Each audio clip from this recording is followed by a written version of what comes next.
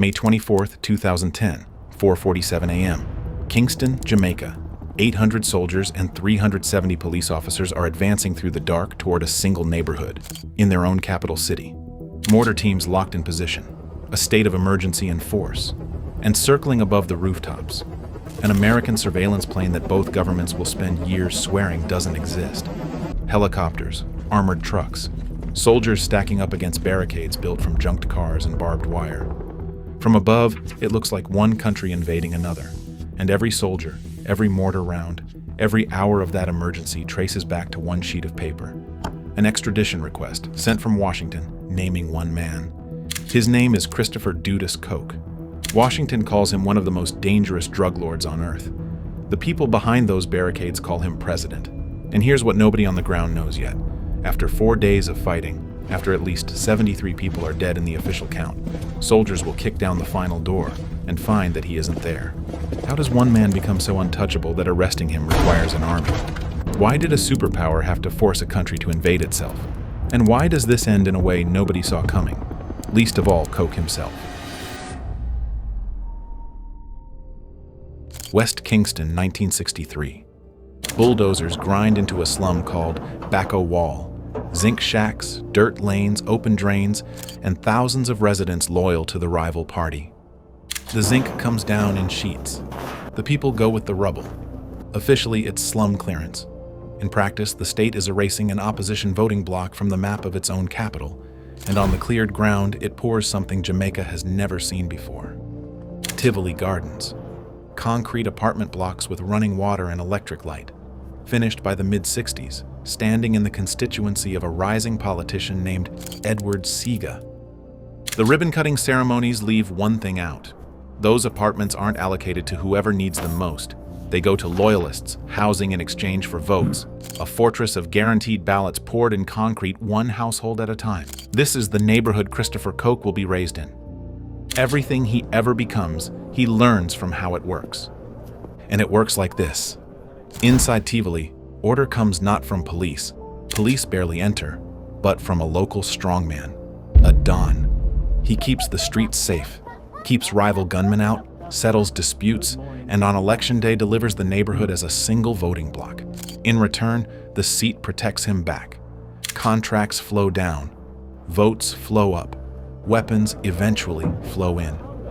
The Don needs the seat needs the Don. Neither can ever afford to let the other fall. Jamaicans have a word for what Tivoli became, a garrison. The word sits in the government's own filing cabinet. In 1997, an official inquiry, the Kerr Report, writes the system into the state's record. Political garrisons, run by Dons, sealed against the very government that funds them. One of Jamaica's own military chiefs goes further. He calls Tivoli Gardens the mother of all garrisons. Here's what you need to understand. The state drew Tivoli's blueprints, poured its foundations, handed out its keys, and collected its votes. For decades, the machine hums. Then the fortress grows a king. The throne belongs first to Christopher's father. And if you want to understand every decision the son will ever make, including the one that ends this story, watch what happens the first time the United States asks Jamaica to hand over a man named Koch. His name is Lester Lloyd Koch. On the streets of West Kingston, he's Jim Brown, Don of Tivoli Gardens and co-founder of the Shower Posse, the Jamaican syndicate that American investigators linked to cocaine pipelines through Miami and New York and blame for more than 1,000 murders across the United States. To Washington, he's a crime boss with a body count. Inside the garrison, he's the man who pays for food, funerals, and school shoes. Both things are true. In 1990, America sends its first demand: extradition. The paperwork crawls through Jamaican courts while Jim Brown sits in Kingston's General Penitentiary, waiting to learn whether his own government will hand him to the country he allegedly flooded with cocaine, and that prospect terrifies people far beyond Tivoli, because a Don in an American courtroom is a Don who might start naming names. Then February 1992 arrives and the dynasty starts dying in order. First, the heir, Mark Koch, Ja T., Jim Brown's eldest son, the one groomed for the throne, is shot dead in Kingston. The garrison prepares a funeral fit for a prince, and it never gets to finish mourning. February 23, 1992, the day of Ja T's funeral.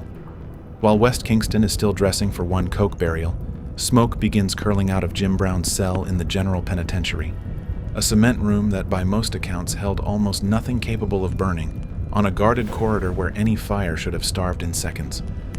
And instead it grows and keeps growing until the Don of Tivoli Gardens is dead in Jamaican custody on the day he buried his son, with the extradition papers still waiting for him. The official ruling is an accident. His lawyer's answer went around the world. Believe that and you'll believe in the Tooth Fairy. Proven? Never. Believed? By almost no one. In Tivoli, the lesson lands with the weight of prophecy.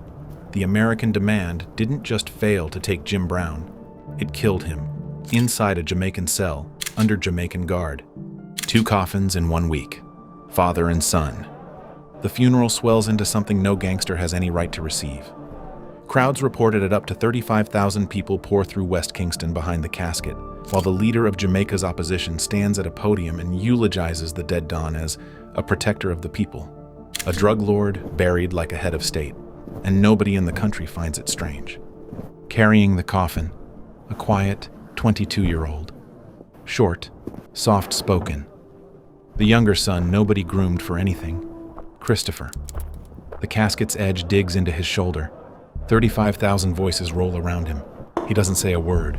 Everything that follows is already forming behind that silence.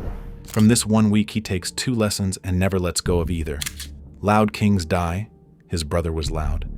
And a Jamaican cell is a death sentence for a coke, because his father trusted one for exactly as long as it took to burn. 18 years from now, with an army at his door, those 2 lessons will still be steering him toward an ending no soldier predicts.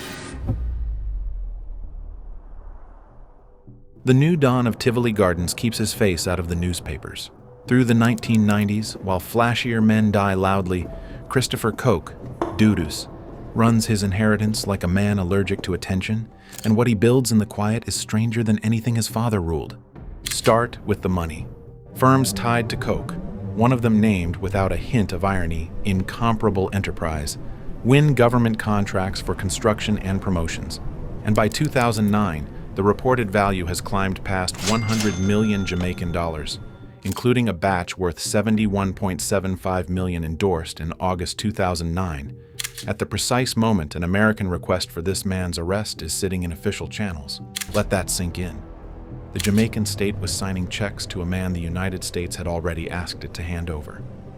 Inside the garrison, he runs a government, and the record of it comes from sworn statements in American court filings. School fees, paid, a home for the elderly, funded, a parent association with his money behind it, and a police youth club, not a typo, bankrolled inside a neighborhood the actual police cannot enter. When 2 residents fall into a dispute, they don't walk to a courthouse that has never once answered them. They walk to him. One sitting of his court looks like this: a plastic chair, a folding table, 2 neighbors arguing over money and shouting over each other, until the small man behind the table lifts a hand and the room goes quiet. He listens. Then, barely above a murmur, "You'll pay back every dollar. You have until Friday."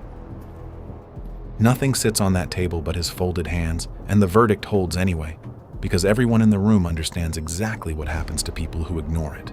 There's a darker wing to this government, and it also sits in the official record, a written code of conduct known in Tivoli as the system, and a place residents call the jail, his jail for those who break his rules. Jamaica's own police chief reaches for the only phrase that fits. Christopher Coke runs a state within the state. Think about what that means. Elections come and go. Prime ministers change. But in West Kingston, welfare, justice, and punishment all flow from one soft-spoken man the residents call president, and inside the garrison the title is simply accurate. 2 more details, and the trap is set. First, quietly, beneath all of it, American DEA agents and Jamaican police are running joint wiretaps on his phones, recording every call the president of Tivoli Gardens makes for 2 governments at once. And the question of whether that sharing was even legal is about to hand the man defending him his one honest weapon. Second, the parliamentary seat that Tivoli guarantees, the seat Edward Seaga held for decades, has passed to a new man, Bruce Golding.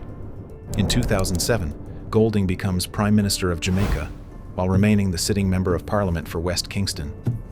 Tivoli's own MP now runs the country. August 25, 2009. Diplomatic note number 296 arrives from Washington. A federal grand jury in Manhattan has indicted Christopher Koch for drug and arms trafficking, and the United States formally requests his extradition. The sheet of paper from the opening of this story lands on the desk of the one prime minister on earth who owes his own seat, his career, his majority, to the man it names. Act on it, and he sends soldiers into the neighborhood that elected him. Refuse, and he defies the United States of America. Pick one. Golding hunts for a third option.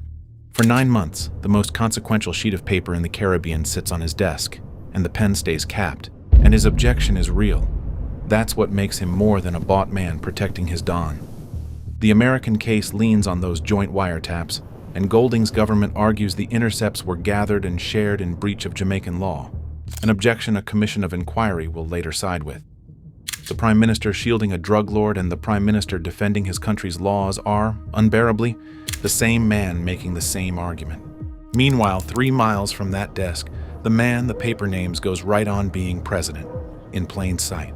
Through September, October, Christmas, and into the new year, he keeps holding court at the folding table, keeps paying the school fees, keeps collecting on government contracts, while a Manhattan indictment carrying his name waits in a diplomatic pouch across town. He has watched this exact wait before. 1990. A demand from Washington, paperwork crawling through Jamaican courts, his father measuring the delay from a cell. He knows better than any man alive how the last wait ended. Still, he stays. The fortress has never once failed a Koch who stayed inside it. In Washington, patience curdles into something public. March 2010. The State Department's annual narcotics report calls out Jamaica's delay in print, a sovereign country named and shamed in an official American document over one man. The standoff is now public and personal. Then someone gets a very bad idea. Word reaches Kingston's press. A powerhouse Washington law firm, Mannett, Phelps & Phillips, has been engaged for a reported $400,000 to lobby the American government over the extradition. The party of Jamaica's government paying Washington insiders to talk Washington out of Washington's own demand. Who hired them? Denials from the government, deflections from the party, and the story keeps climbing anyway because paper trails don't care. May 11th, 2010. Cornered in Parliament, Golding confesses that the Mannett engagement happened with his blessing, and the opposition moves for his head. A no-confidence motion comes to the floor. The count is taken, 30-28. 2 raised hands in a parliamentary chamber, and balanced on top of them, a superpower's demand, a drug lord's fate, and a prime minister's entire career. It isn't enough to save the standoff. May 17, 2010. Golding requests airtime on national television and in front of the entire country. The voters who elected him, the garrison that guarantees his seat, the superpower reading every word.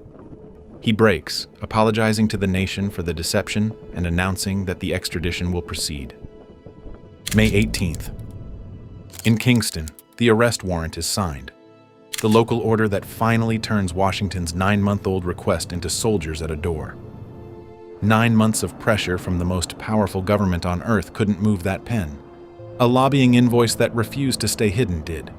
The war at the top of this story begins with billable hours. Quick pause. If you're enjoying this story, smash that like button and subscribe, because everything you've heard so far is paperwork. The war starts now. The moment the ink dries, every eye in the country swings to West Kingston, to the concrete the government poured 47 years ago, and to the king it grew there. What does a garrison do when the state that built it finally comes to collect? Tivoli's first answer arrives 2 days later, and it arrives wearing Sunday white. May 20th, 2010. Hundreds of women dressed in white march through Kingston in Koch's defense. Grandmothers, mothers with children on their hips, church clothes on a Thursday. And above the crowd, on a hand-lettered placard, Jesus died for us, we will die for Dudus. Somebody took the language of the crucifixion and wrote a drug lord into it. 47 years of housing for votes, of school fees and funeral money in a court that actually answered when you knocked, distilled onto one piece of cardboard. While the women march, the fortress arms. Sandbagged firing positions rise at the entrances. Junked cars, rubble, and barbed wire seal the roads. Gas cylinders are reportedly wired into improvised bombs at the approaches, and manhole covers get pried up and spiked against anyone trying to move beneath the streets. On one blockade vehicle, someone mounts a cross taken from a cemetery. A barricade with a crucifix bolted to it. Even the fortifications preach. For 3 days, a neighborhood in a modern capital seals itself shut, openly, in daylight, on the evening news, and waits. This is a constituency preparing to fight its own army for the man who ran its schools and its jail. May 23rd, the waiting ends. Gunmen attack 4 police stations in a single day. One is looted and burned to its shell, and 2 police officers are killed. The garrison is now in open war with the Jamaican state. At 6 p.m., the government declares a state of emergency, and soldiers begin massing in the dark, drawing up assault plans for streets most of them have never been allowed to enter. And now the story is back where it began. 4:47 a.m., May 24th, 800 soldiers and 370 police advancing on a single neighborhood. Except now, every element has a name. Concrete poured for votes. A dynasty that already lost 1 king to American paperwork. A population that has promised, in writing, to die. The order comes at first light. May 24th, 2010. Dawn. The columns move. Armored trucks breach the outer barricades and soldiers push in corridor by corridor into narrow concrete streets where every sightline is short. Every approach funnels into a kill zone, and the gunfire that opens up from rooftops and windows comes first in bursts, then in walls of sound. Progress is measured in blocks, marked in grease pencil on a map of West Kingston. Inside the apartment blocks, the war arrives through the walls. Families drag mattresses off bed frames and press their children flat against tile floors, while rounds punch through zinc and window glass overhead, plaster dust sifting down onto small backs like fine white snow that keeps falling for as long as the shooting lasts. Then a new sound, a whistle. Half a second of nothing. Then a crump that arrives through the floor before it reaches the ears. And arrives again, and keeps arriving. 37 rounds by the count that eventually surfaces, fired by the Jamaican army into the Jamaican capital, while Jamaican families lie flat under their own beds and count the gaps between impacts. Mortars. Officially, for years afterward, they never happened. That denial will come apart before this story ends. Above the smoke, a 4-engine turboprop flies slow circles over West Kingston. A P-3, American, operated by the U.S. Department of Homeland Security, streaming live surveillance video of the battle unfolding beneath it. Both governments give the identical answer: no American involvement. Remember this plane. It's about to become evidence. American wiretaps built the case. American pressure forced the warrant. Now an American camera watches the result burn. Not one U.S. soldier touches Jamaican soil, because none has to. The guns are Jamaican, the dead are Jamaican, and the demand was signed in Washington. This is how a superpower invades a country in 2010. It makes the country do it itself.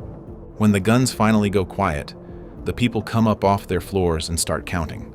The official number, at least 73 dead, most of them civilians. The real accounting happens in stairwells. Sons carried down in bed sheets, neighbors who never made it out of their own hallways. A commission of inquiry will later report evidence that at least 15 of the dead were killed extrajudicially. Executed. That finding will land on Kingston's desk years from now, with interest. Through all of it, 2 numbers run in opposite directions. Blocks taken, climbing hour by hour, confirmed sightings of Christopher Koch. 0, day 1, day 2, still 0. And from the man himself, silence. As if the president of Tivoli Gardens has simply stopped existing. May 27th. 4 days in, the fortress is broken, and soldiers move house to house through the heart of Tivoli Gardens. Door after door swings open on nothing. The radios carry the same word up the chain, room after room, negative. The prize the entire war was fired for has evaporated from a sealed and surrounded neighborhood. Where does a man run when his fortress is gone and two governments are hunting him? And of those two governments, which one does he fear more? Everything now hangs on that second question. What follows the loudest month in Jamaica's modern history is silence. June 2010. Tivoli sits under curfew, cratered and quiet, while a $5 million Jamaican bounty hangs over the island and checkpoints ring the capital. 4 straight weeks pass without a confirmed sighting or a single intercepted call. The soldiers own a broken fortress. The man they broke it for is a rumor. The evidence points to a borrowed house on an island getting smaller by the day. Curtains drawn at noon. Heat pooling under a zinc roof. A radio in another room, and the news is always him. The bounty read out again and again, until every footstep on the road outside becomes arithmetic. 4 weeks ago, his signature moved government money. Everything he still governs fits in a bag. He runs the math that will decide this ending, and every line of it dead ends. Safe houses are temporary. Allies have a price, and the price is posted. Keep running, and he dies at a roadblock or in a raid. Surrender to the Jamaican police, then?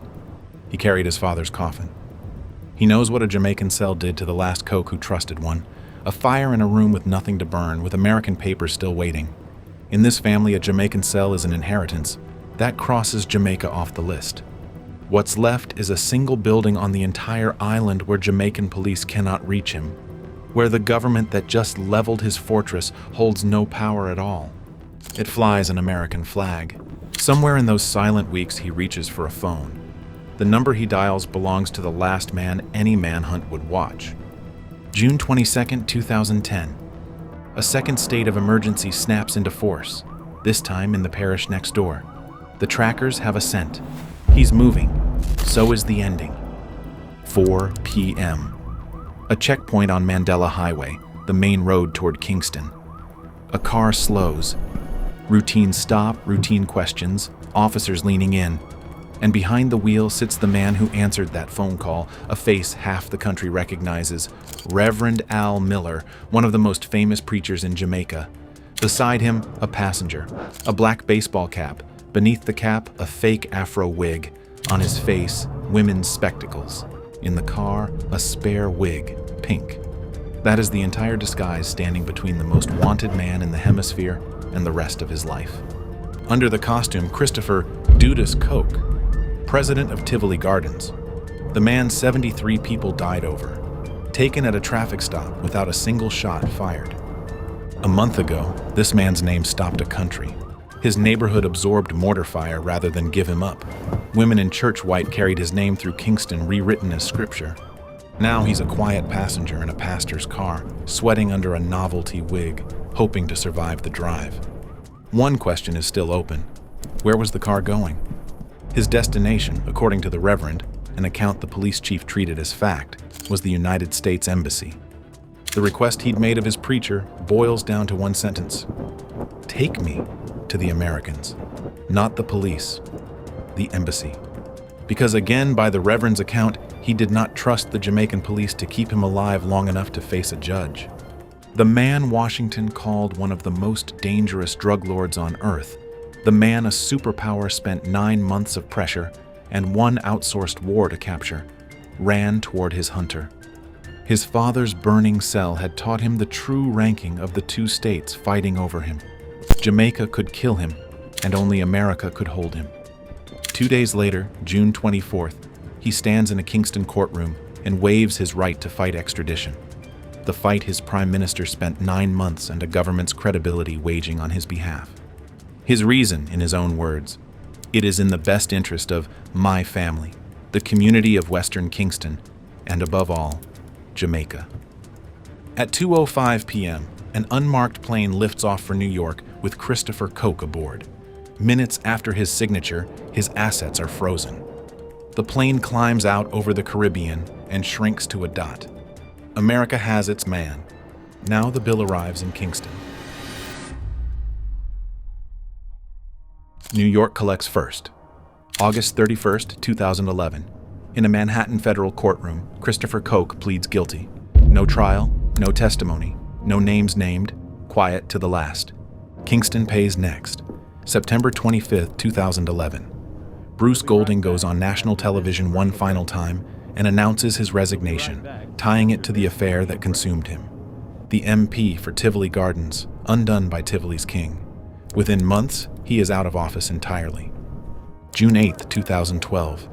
Sentencing day. The man who ruled 40 city blocks from a plastic chair and a folding table stands at a defense table in Lower Manhattan, an ocean away from the concrete that made him, and listens while an American judge compresses 2 decades of his reign into a single line: control through violence and intimidation. 23 years, the statutory maximum, every single year the law allows. He barely speaks.